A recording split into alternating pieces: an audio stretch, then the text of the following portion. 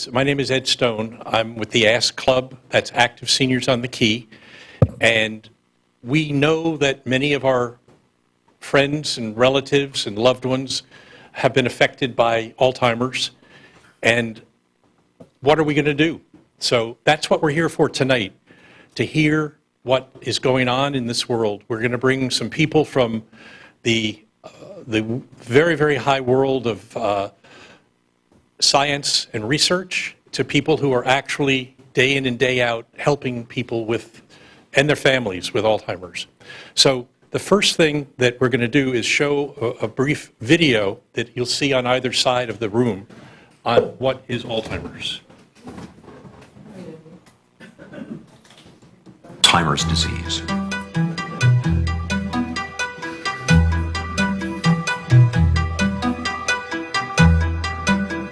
Alzheimer's is a slow, fatal disease of the brain affecting 1 in 10 people over the age of 65.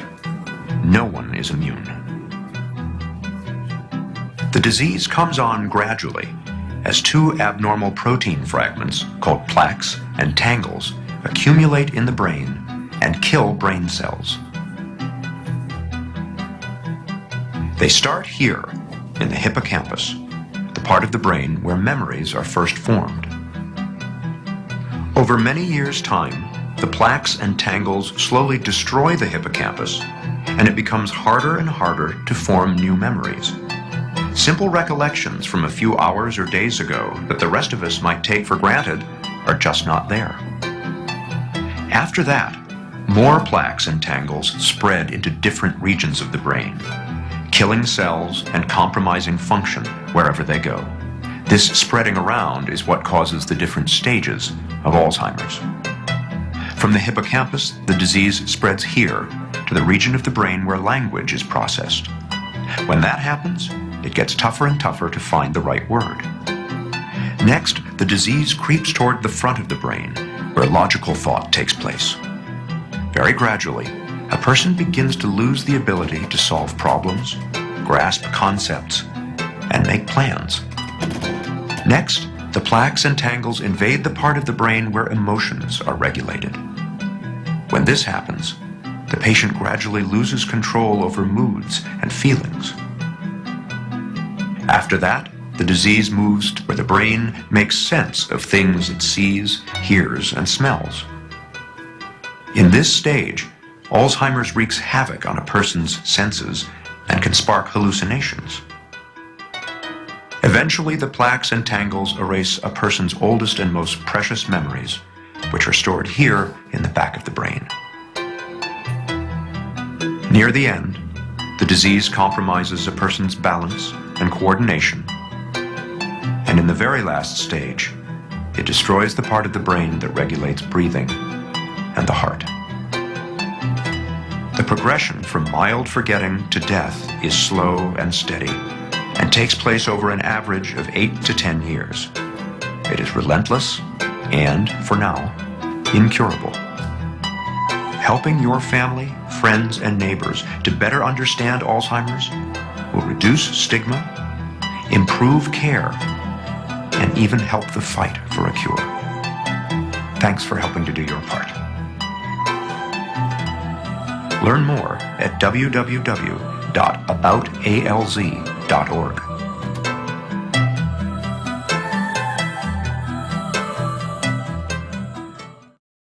Now, bringing us back to reality a little bit, we have 2 more panelists who are very, very exciting as well. But they have really learned how to have an Alzheimer's problem in their lives and a solution. And a lot of it is a little bit local because Tony Figueres is related to the 3rd row here, and we're very excited to have him here. And he's going to talk to us about Bubba's Bunch. So, Tony?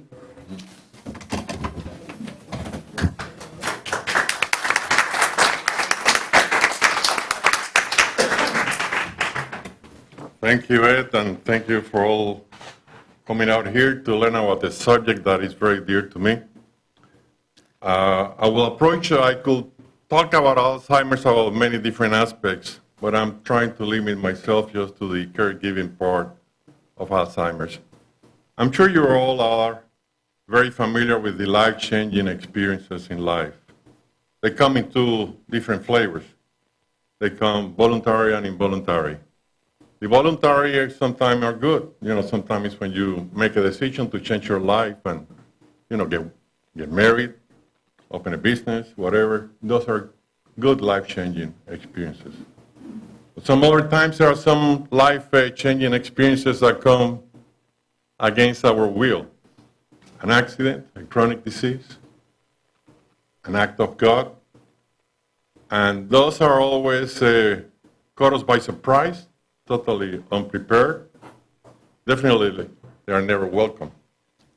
So, I don't know if they say that there are like 12 million persons right now acting as a caregiver, unpaid caregivers in the United States, on Alzheimer's alone.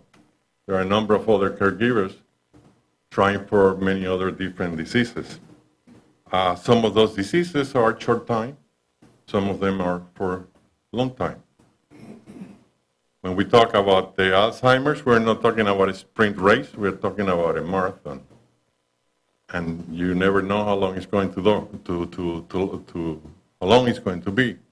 We know from the video that, it's progressive and there's no cure.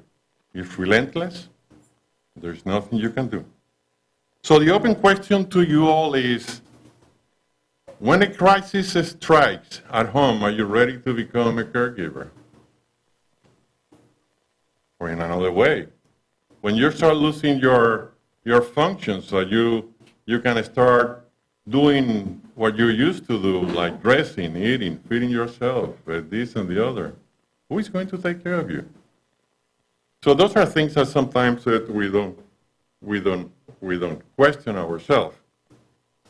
I understand that this is not for everyone. I mean, everyone, sometimes we live the good old life and we enjoy life and the wealth. That's what we work for, and to look forward to the future. And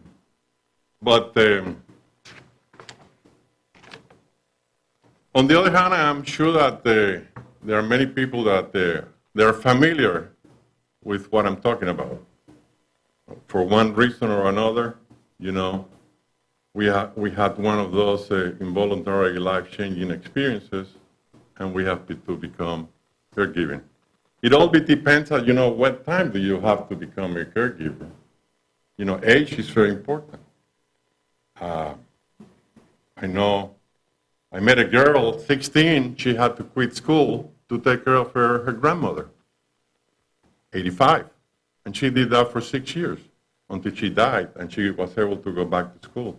Sometimes when you become a caregiver, you become caregiver at 80, when you are really need to be taken care of. And here you have the pressure to take care of someone else. So age is important too. When you become a caregiver, what really are you expected to take care of the other person? And actually, it's just like taking care of a baby of 2 months old. You have to take care of everything. You have to take care of the medical things, legal things, financial things. Do everything for them. And it's depending whether it's a boy, or it's a little boy, or it's a grown-up person, there are many different aspects that we sometimes, it takes us by surprise as to, what do we need to do to take care of another person. Medical attention, medical attention. It's a big dilemma. Who knows about all these medicines and dealing with doctors and hospitals and this? This is a mind-boggling thing. And who knows about what they're talking about? And when you start taking all these kind of medicines, the side effects, what is it? And especially on Alzheimer's, there are no medicines. So, the physical safety. These people, they cannot handle themselves. And when you are trying to do all of these, especially with an Alzheimer's patient, that they're going through a progression that we saw in the video, because this thing progresses.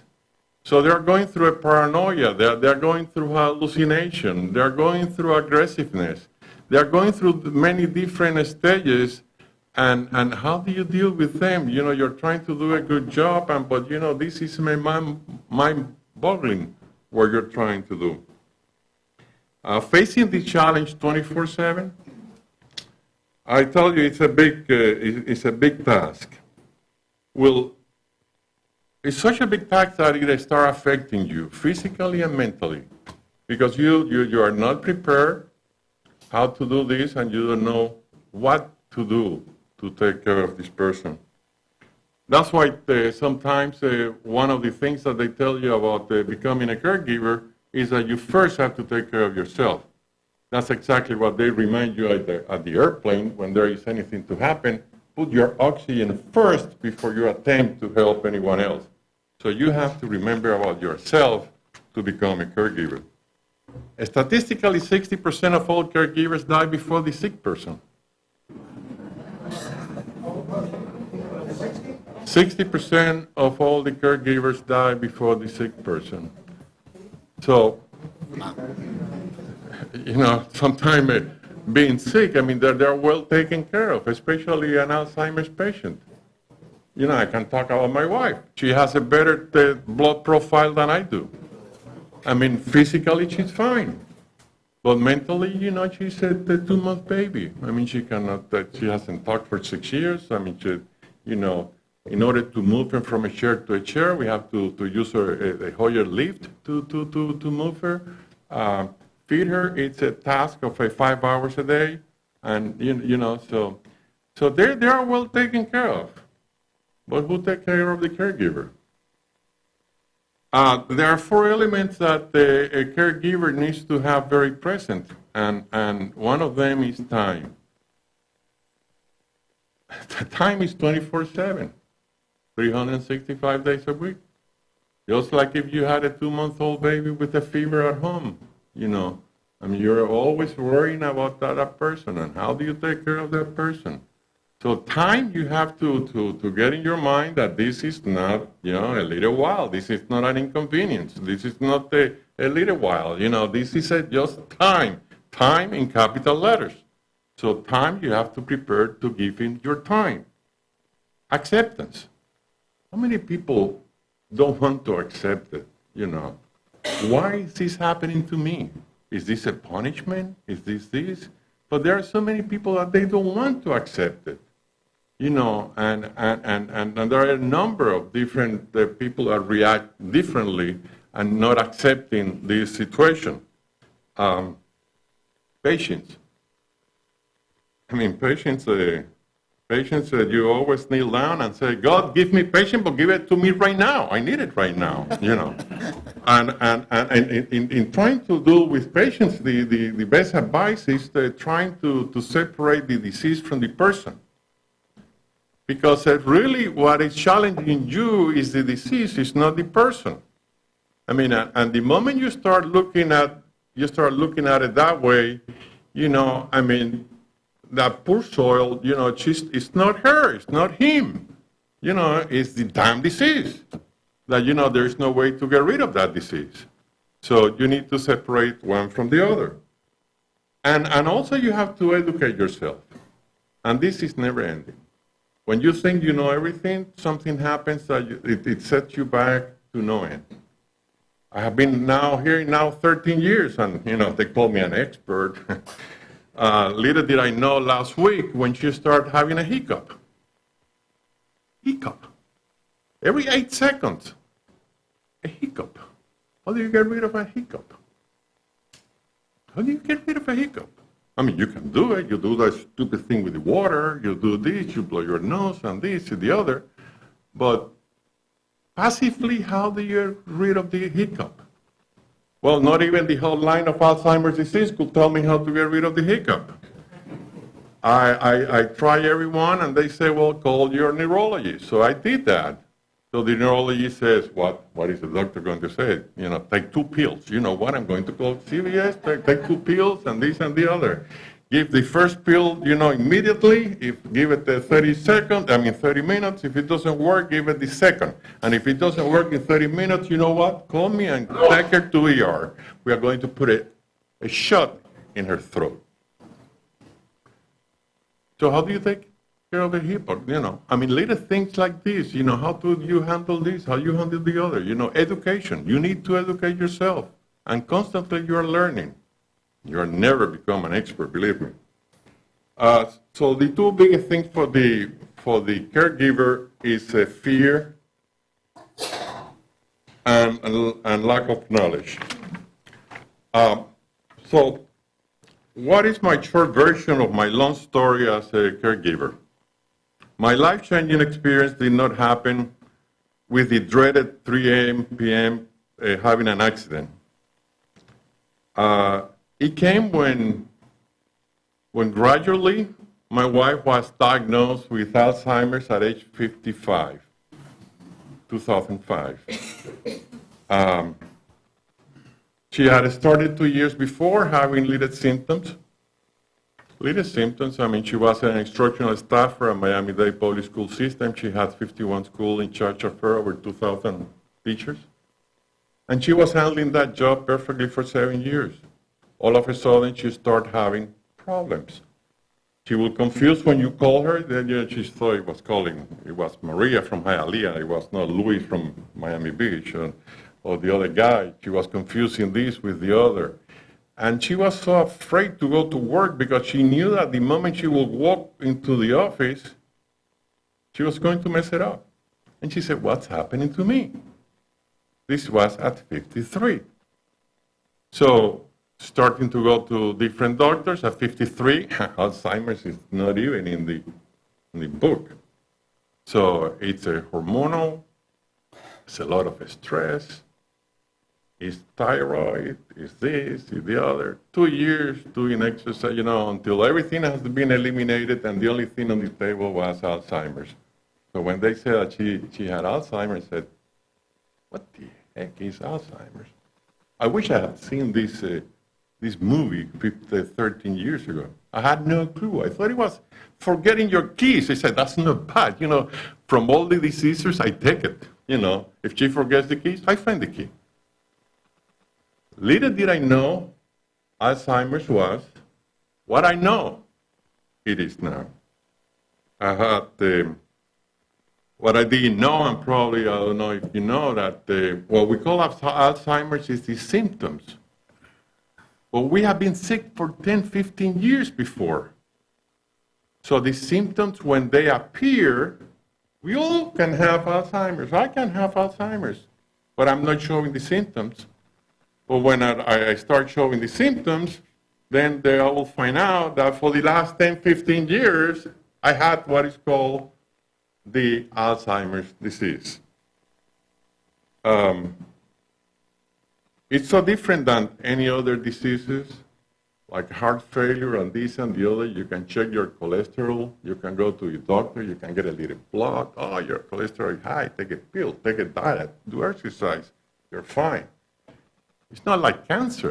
Cancer, even if you detect cancer on time, 98%, breast cancer, the statistic is 98% of all the breast cancer, it's really survivable.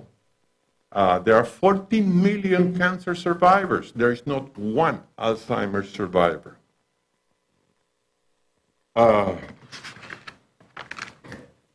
So Alzheimer's is not part of the aging process. It is a disease. Even though it was discovered over 110 years ago, there's nothing you can do now. All they tell you, everything that you see, all those funny commercials you see on TV, they mean absolutely nothing. So, as we heard in the video, no one is immune, and it's relentless, and for now, it's still incurable. My first reaction after I started learning about this Alzheimer's, I was never a civic person. I was never involved into any of these activities of doing anything for anyone for nothing. And I learned about the Alzheimer's Association and the walk and this and the other, so we joined the walk. And my kids and family and so forth, we created a team to walk. We call it Baba's Bunch. My 5 grandchildren call her Baba. Bunch is the bunch of us that we are behind Baba. So we created team Baba's Bunch. And Baba's Bunch, together with family and some friends and so forth, on the first walk, we brought in 450 people. In 4 years, we were bringing 700 people for the walk. But after 4 years, they even invited me to become part of the Alzheimer's advocacy group and so forth and so on, but I got sick of the Alzheimer's is supposed to find a cure, and after 40 years, they haven't found anything. And during those 7 years, I had a first-hand lesson as to what it is to be a caregiver, how difficult it is. And the only thing I had in my mind is, how are the other people doing it? I was fortunate to be able to face the situation. I sold my business and I was able to take care and dedicate myself to the care of my wife. But again, the point is, how do the other people do it? Everything that it takes, how do the other people do it? So I was fortunate enough that I was not the only one on this boat. There were many, many, many good people that had the same feeling, the same situation, the same frustration, and the same thought about the caregivers.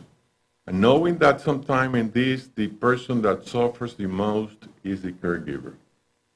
So we realigned my passion, and then we went ahead and created a foundation, Baba's Bunch Foundation. Definitely Baba's Bunch Foundation is not a Rockefeller Foundation, it's not a Clinton Foundation, it's not a Trump Foundation. It's a little foundation that we invested a lot of passion and a lot of things, but actually, it's a humble foundation. A humble foundation that we depend from people that believe in the cause and would like to do something for the caregivers. Success of an enterprise can be measured in many, many different ways, financial and this and the other. We like to measure the success of the foundation by the number of people that we have helped, and for the faces of the caregivers that we can help, and for the many times of the people that we can do something for them. So, what have we done? Well, we have created a working relationship with Easter Seals of South Florida, and through them, through a program of AmeriCorps, and depending on the amount of funds that we have sponsored during the last 3 years 12 families. And what we do is that we send these families a person each week for 8 hours to provide them respite support. I like to think of this like the cleaning lady that probably you have at home. And Luisita comes to your home on Wednesdays, and you're looking forward to the clean lady to come to your house. And by the end of Wednesday, the house is all taken care of and so forth. And then from Wednesday on, it's downhill.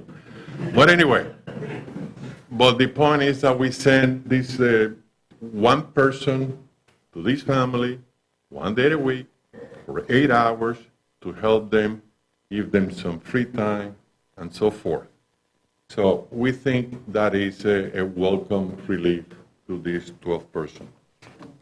Separately from that, we have also made an arrangement with Vitas Hospice.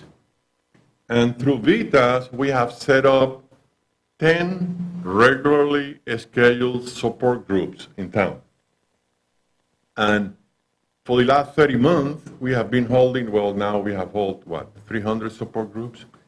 And we get people and caregivers come and we talk about issues. We talk about issues and everyone is at a different level. So one tries to help the other one, we try to refer, we try to exchange experiences and so forth. So I think that that's another thing that has been helping the caregivers in doing that. And also, last year, we were able to, with the Community Action and Human Services Department of Miami-Dade County, they have a program for retired people. It's called the Retired Seniors Volunteer Program. And these people, typically, they used to help in schools, in hospitals, and in jails. So we were able to add a fourth leg to the table, and it's a family with Alzheimer's. So now we're using some of the Miami-Dade County to support, and last year we were able to help in a different ways 79 families. So little by little, we tried, it would have been better for us maybe to mind our own business and let everybody else mind their own business. It would have been a lot easier for me I had my situation taken care of. This foundation, everyone is a volunteer. Actually costs us money to volunteer our time.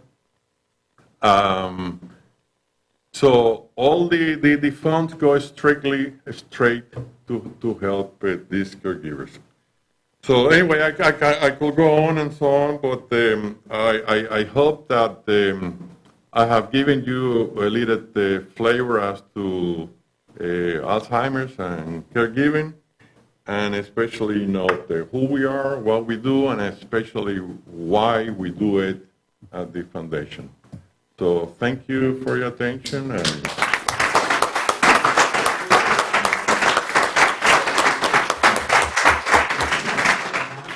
This is for the panel in general. How many of Alzheimer's patients are actually taken care of by caregivers at home and are in nursing homes, being taken care of in nursing homes?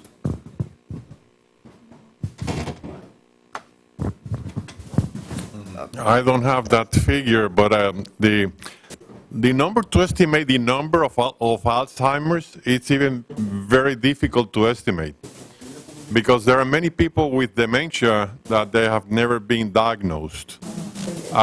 So the number estimated for Dade County is that there are 60,000 Alzheimer's patients. How many are home and how many are in institution? I have no clue. Well, do you have any, Gabriel? All I know is the population of Alzheimer's disease patients in the United States is between 10 and 12 million, and it's estimated to reach about 15 million by 2020.